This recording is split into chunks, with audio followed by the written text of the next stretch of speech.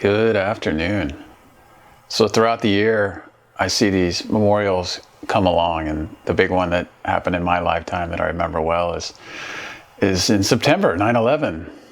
And in times of loss or grief, I'm reminded of my own losses, and what I have experienced is the loss of all four of my grandparents and two divorces. And I feel very, very fortunate to have a set of tools in my toolbox to navigate grief and loss and to heal my own traumas. And this year, seeing 9/11 roll around, I'm troubled. I didn't see any mention of the silver lining or of learning the lessons from a tragic event, or turning trauma or tragedy into triumph, or whatever we want to call it. But basically just processing the grief to the point that we can look back and know why it happened, learn from the lessons, and feel more safe and secure in the world. That, like, okay, this happened, I understand how and why, and I can move forward without being consumed by fear and anxiety about it happening again. So one of the traumatic losses that I experienced in my youth was my grandmother died in a car accident. It was shocking and it was sudden. She died instantly.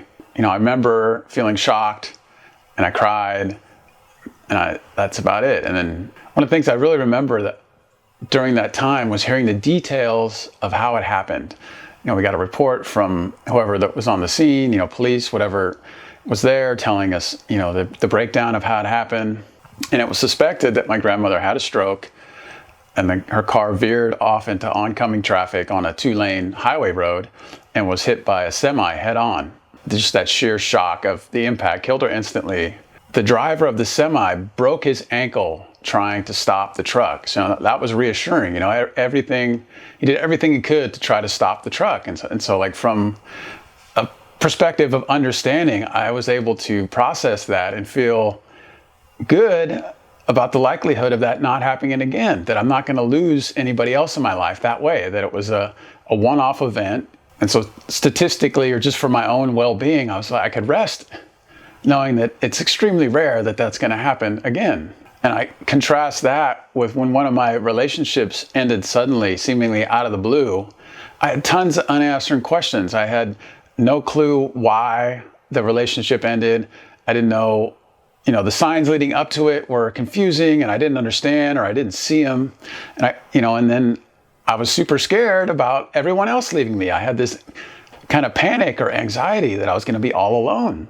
Basically, I didn't know how I got myself into that mess, and I had no clue how to get myself out of that mess. So I felt very unsafe and very scared from moment to moment, just living in constant fight or flight. The saying that the rug had been pulled out from under me, and that's how I felt. There was no steady ground to rest on, no foundation, or I could look around me and feel any kind of sense of security or stability. And in that state of desperation, I knew only one thing, that I needed help. So I reached out, and as the saying goes, when the student is ready, a teacher appears. And so I found a guide, a mentor, who walked me through it, and he helped me unpack it, understand it, and piece together the clues of what or where the relationship had gone south, all the signs that I had missed or ignored or misinterpreted. I was able to grieve and cry a lot and understand it. And going forward, I knew what I had done on my end to get myself into that. And I had gone through of getting myself out of it. And I felt good going forward about not getting into the same mess and being in the same awful feeling of helplessness and abandoned and desperate and stuck in a horrible situation. I felt safe and secure. I had tools now. I felt powerful. My feeling of unease went away, and I had a sense of stability again.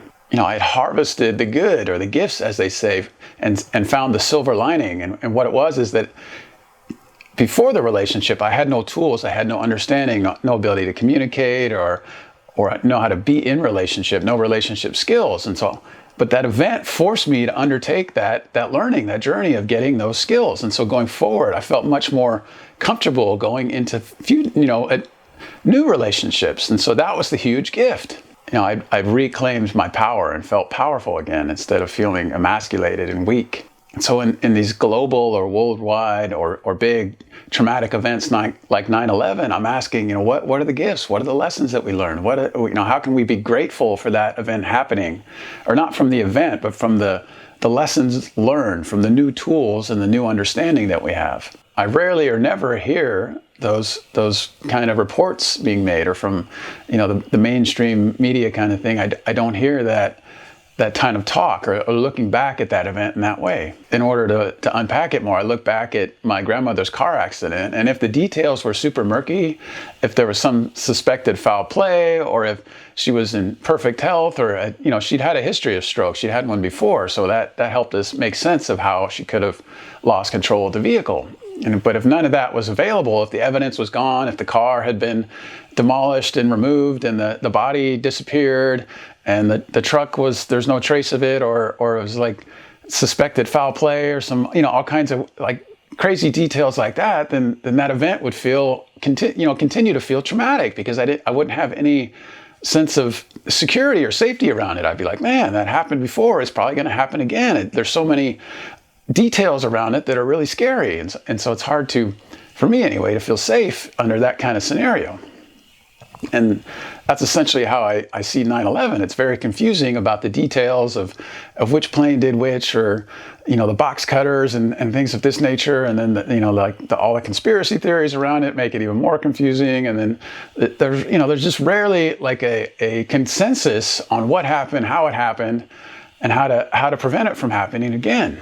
And there's this old saying, war is the health of the state. And when an event like 9/11 turns into a bunch of wars in, Iraq, Afghanistan, whatever it is, then that raises a red flag around, this is kind of coincidental or suspicious that a big event happens and then all of a sudden there's a big war. And it's like, maybe there's some conflicts of interest here. Or, as President Eisenhower warned us, the military-industrial complex has incentives to want wars, so it raises a lot of questions or flags around the event that make it hard to process and grieve and let go of the trauma, to learn the lesson, because it's always confusing and murky, and there's no place that we can rest and feel like, okay, we've got the definitive understanding of what happened here. In spite of all that, I can look at statistics as a guide and say, what are the odds of dying in a terrorist attack, and they have tons of odds out there, and it's extremely low. It's like 1 in 50 million, or domestically, like 1 in 100 million. It's some huge number, and to put that into perspective, the odds of dying of, say, a homicide, car accident, animal attack, being killed by lightning, dying in an earthquake, like all these kinds of events are more statistically likely to occur. And I live in California, there's earthquakes and there's mountain lions and whatnot, so that shark attacks, and so the odds of that happening seem more realistic. And so putting my fear on something that has a really low statistical probability is not very wise, so I can, from a logical perspective, I can look at the statistics and be like, okay, there's essentially zero chance of this happening again in my lifetime, and me or somebody I know being victimized by it. And so putting a lot of worry into something of low probability makes no sense. And so from there, I at least have a foundation to build on safety and security around just knowing the reality. And then another tool for me is reclaiming my power and being really honest about what happened on 9/11. And I'll use an analogy to hopefully explain. But I've heard of, say, gangster rappers or other celebrities getting their cars bulletproofed because they're afraid of getting shot. And there's a history of people in that industry getting shot. So imagine if one of these rappers paid a bunch of money, had the car bulletproofed, and then some kid with a slingshot broke the window, took out the driver, and crashed the car, and everybody in it died. Well, that would be a huge failure on the part of the security company in securing the car and keeping everyone safe. It'd be obvious. It'd be just an obvious failure of the main job that they were hired to do. And so if we look at 9/11 in those terms, well, America has the most expensive security system the world has ever seen. National defense, whatever, all the acronyms of all the people that are supposed to protect America, and it failed. The official report is that some guys with box cutters brought down planes and killed 3,000 people. That's a huge failure of the security system. And so the lesson for me there is to trust that large, centralized, monopolized institutions and governments cannot or are unable or unwilling to protect me.